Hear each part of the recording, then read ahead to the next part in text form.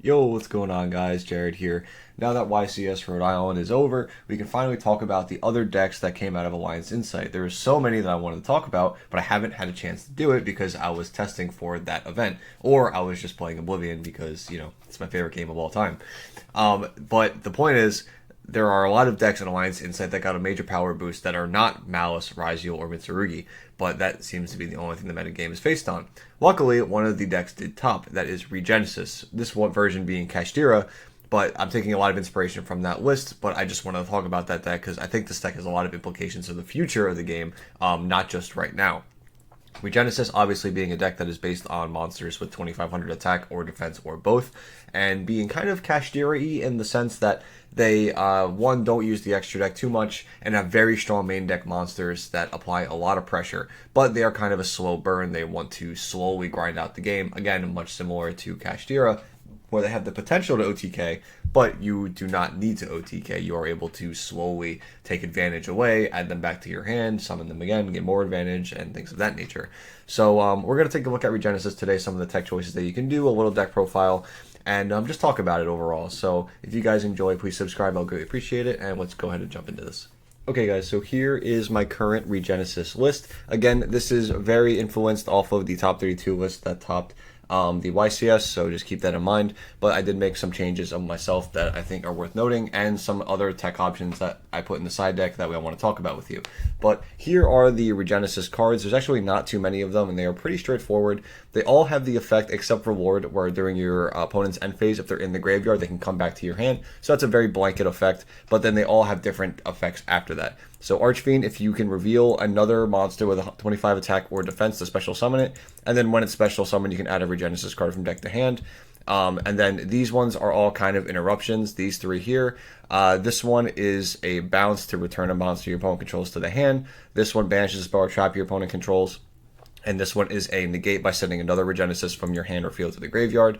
And then Ward is a little bit of a special one. You can banish something with 25 original attack and defense, so that's really only the Regenesis monsters themselves. And then on summon, you can set a Regenesis spell or trap from your deck, and then it gains 25, and it has piercing, which is pretty big. That is a huge number and can put a lot of pressure on opponents. And then they have 3 spell or traps. They have just a Regenesis, which is take a Regenesis from your deck, add it to your hand, or send it to the graveyard. Or if you control Regenesis, you can add a monster with 25 with 100 attack and defense from your deck to your hand instead. If it is in the graveyard, except the turn it was sent there, you can banish it, target a Regenesis in your graveyard, special summon it. Then there is Regenesis Code.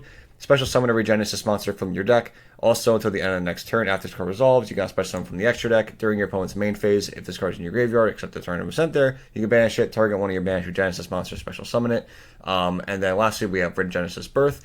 Continuous, and then you can send a Regenesis monster from your deck to the graveyard, target a face-up monster your opponent controls, book it face down. During your opponent's turn, you can send this card to the graveyard, special summon as many Regenesis monsters as possible with different names from your hand, graveyard, or banishment, but send them to the graveyard during the end phase. So you kind of have like a return from a different dimension effect with this, which is pretty cool, being able to just get a million bodies out at once, and then even when they're sent to the graveyard, you are able to add them all back because of their effect during your opponent's turn. Just get them all back anyway, and then you can just resummon them all. So that is all the Regenesis cards. I just wanted to get them out of the way so we know what we're working with here. But for the actual deck, we have 3 copies of Archfiend, 1 Warrior, 1 Sage, 1 Dragon, and 1 Lord. All of these add themselves back, so I feel like this is more of like a package rather than like an actual deck in its own right. Also, Archfiend is the Searcher, so we want to maximize copies on these. We also are playing 3 of each spell because they also just grab monsters from the deck and then 1 in the trap. Then we have the Kashtira package because of Unicorn having 25 attack, so it meets the requirement to special Archfiend from the hand. So we have 3 Unicorn, 3 Fenrir, 3 Planet, 1 Birth, and 1 Theosis, just again as these powerful main deck monsters that can really apply a lot of pressure. Being able to start your turn with Unicorn is so strong. Being able to rip cards like Detonator, White Binder, Red Ransom, just all these cards that are usually one-ofs in people's extra decks. You can really cripple these decks. And like I said, this is a kind of a slow burn. They're going to be playing. They're going to be comboing still. So you're going to rip hopefully on your turn, rip on your opponent's turn, rip back on your turn again. And you're just going to slowly wither them away until they run out of resources that they're able to use to beat you. Last up for the hand traps. 3 copies of Imperm, 3 Fua, 3 Perulia, 3 Ash, 3 Valor. I usually don't like Valor this format, but because of the way how this deck functions and how it's going to be, like I said, over multiple turns, I wanted a hand trap that actually does something, 1, in multiples, and 2, to, like, you don't like, there's like the Charmies, you can't control anything. Well, these are better hand traps. You can use Valor while you have cards on the field. Same thing with Imperm and Ash. Obviously, you have to set Imperm, but you want to be able to keep stopping your opponent over and over and over again. Whereas the Charmies, if you draw them later in the game, they are really not great to have. So at least these you can normal summon and do something with them, but they're so powerful going second. I think that they are worth it to play 6 going second cards in the deck. They're like really good at going second and could put your opponent on like better have Ash or Call By or something.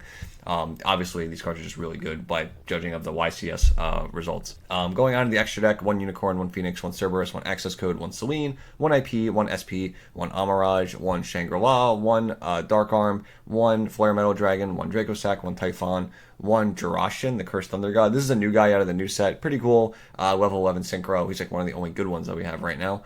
And 1 of the Chen Ying. Again, you have a lot of room in this extra deck. You could also play things like Pot of Extravagance, Terraforming, but again, the fact that we don't want to play too heavily in the draw, so we really want to keep our lines very direct. We don't want to have to go like for a search or search or a search. If we can avoid playing in the draw Lockbird, we're going to try to do it. Luckily, Unicorn's really good at playing around draw if you can just special it first and just punish them very heavily. For the side deck, I have a bunch of cards that I think you can play that are kind of interesting, but I'm not playing them, but I think they're worth noting and worth experimenting with. We have Replicard Lad. This is another card that came out of the set. It's a level 7 Dark Cybers. 25-25, which is really important because you can tribute it off for something like Lord, and it meets the requirements of being searchable. What's it called with Regenesis also, because it needs exactly 25 and 25. So you can banish another level 7 or higher monster from your hand, special it, and then you can target 1 monster you control, special 1 monster from your deck with a different name that has 2 or more of the same level, attack, and defense, but it cannot activate its effects this turn. So during the next turn, you can activate their effects. So something like these guys, the Interrupts, you can just special them out from the deck, and then they are completely live, and you can do stuff with them. So I think this is actually kind of worth it, because you can also just target itself and special any of the guys out too, because it meets the requirements being level 7 and 25 and 25. So yeah, I think this card's pretty cool. I'm not playing it right now though, it's just not needed. The biggest problem I have with this card is the banish from hand. You have to banish another level 7 from hand to special summon it. So maybe this would be better with something in like a Dragon Roller deck where you can get value off of that banish. But in this deck, I'm really not too keen about doing that as like a -1. But something to consider. Also, Lava Golem as a going second card. The fact that this is 2500 defense means you can reveal it for something like Archfiend. And as you can see, you really don't have a normal summon in this deck besides Birth and hand traps. So you really don't care about it. So siding Lava Golem I think is pretty good. Using something like Dark Spirit's Mastery to be able to search the starter of the deck, which is Archfiend. Once you get to Archfiend, your engine's kind of going, and now you're just kind of playing the long game. So this is just another card to be able to search that. Not a lot of people know about this card, so I think it's just something to keep in mind. Next up, going first, Floodgates. We have Shadow Mirror, and there can only be 1. Both these cards are really strong against Malice. Shadow Mirror also really good against Mitsurugi as well, and Tigaboo good against Mitsurugi, but the problem is Razio cards like kind of check these cards very well. But against Malice, these cards are really strong, and they do not have a lot of outs. I played this at the YCS. I could not play Shadow Imprisoning at the YCS with playing Mitsurugi, but like if your deck can play Shadow Mirror, I highly recommend at least signing it if possible, along with There Can Only Be 1, because they're so strong. Shout out to Connor for mentioning Shadow Imprisoning Mirror. Next up, we have some other options again.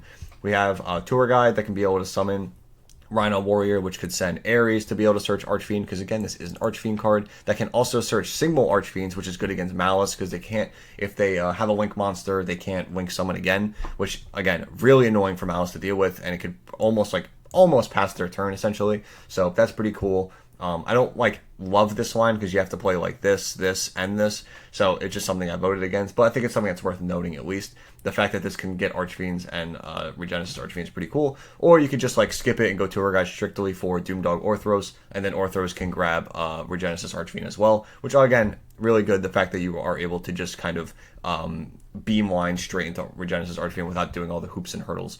Plus, you're using Tour Guide, so you can also play other Link engines, things like Cherubini, and going straight into IP, just things of that nature.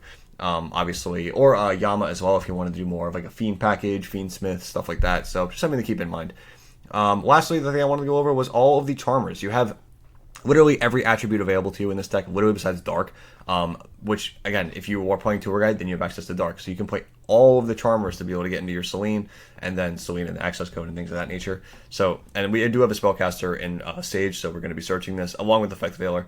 But, again, the fact that you have every Charmer available to you, no matter how the formats evolve or develop, these cards are always able to go into these. I think that's really, really good. Also, the fact that now we have to think about every time a monster with 2500 attack or defense or both is printed, I think is actually like really relevant, especially in the long game, because these cards could see play way down the line. The fact that Archfiend can reveal a guy with 25, be able to grab a negate, special the negate, and then you are safe from hand traps. This is a way to play around things like Nibiru is a big one, obviously.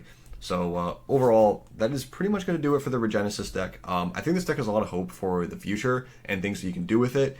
But again, this is like a slow burn. Like, this is not a combo deck. I'm not going to try to make it a combo deck with something like Tour Guide and try to go some like crazy Fiendsmith combo. No, I want to keep this slow burn. I'm tired of comboing, which is slow down and just like play back and forth, get a couple turns in, and then grind it out. So let me know what you guys think down below of Regenesis. Like I said, there's a lot of ways you can play this deck, and I am curious how you are playing it. I've seen Raziel variants of this deck. I've seen pure variants of this deck. Obviously, Dogmatica versions, Kashtira versions. There's so many ways that you can play with these cards. And the fact that this is an Archfiend card, I think is really awesome, and you get a Fiend monster also. So you have a lot of ways to get to it. It doesn't only have to work in the way of like specialing it from the hand also. There's nothing that actually stops you from specialing it from the graveyard. So you are able to actually like send this off something like even Aerial Eater, right?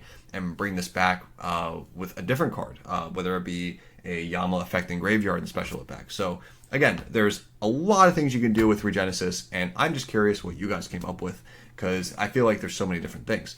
And if you have any more ideas or any suggestions, leave them down below. Join the Discord. Feel free to talk to me. Follow me on X. But yeah, overall, hope you guys enjoyed, and I'll see you in the next video. Bye, guys.